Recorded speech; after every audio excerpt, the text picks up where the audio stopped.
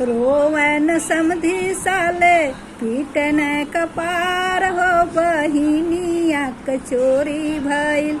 रोवन समधी साले पीटन कपार हो बहिनिया कचोरी भइल। सुना थानेदार हो बहिनिया कचोरी भइल। आजमगढ़ खोजली हो अकबरपुर खोजली। आजमगढ़ खोजली हो अकबरपुर खोजली।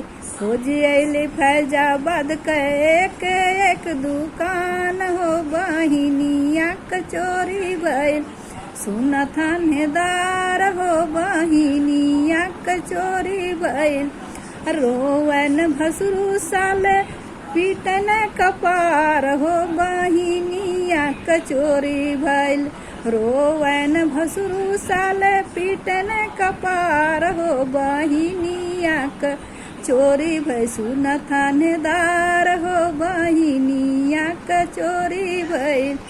आजमगढ़ खोजली हो अकबरपुर खोजली। आजमगढ़ खोजली हो अकबरपुर खोजली।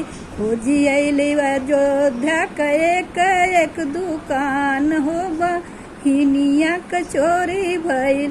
सुना थानेदार हो बहिनिया कचोरी भइल। रोवन दुल्हा साले पीटन कपार हो। रोवन दुल्हा साले पीटन कपार हो बहिनिया कचोरी भइल।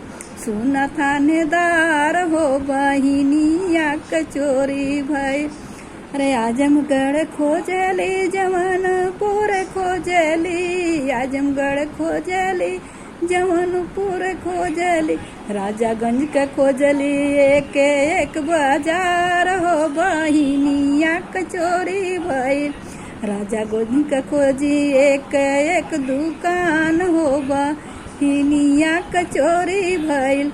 सुना थानेदार हो बहिनिया कचोरी भइल ना। हाय फ्रेंड, ये गारी गीत कैसा लगा? अच्छा लगा हो तो लाइक और कमेंट सब्सक्राइब जरूर करें, आगे बढ़ाएं। कुछ गलती हो तो क्षमा करें। धन्यवाद।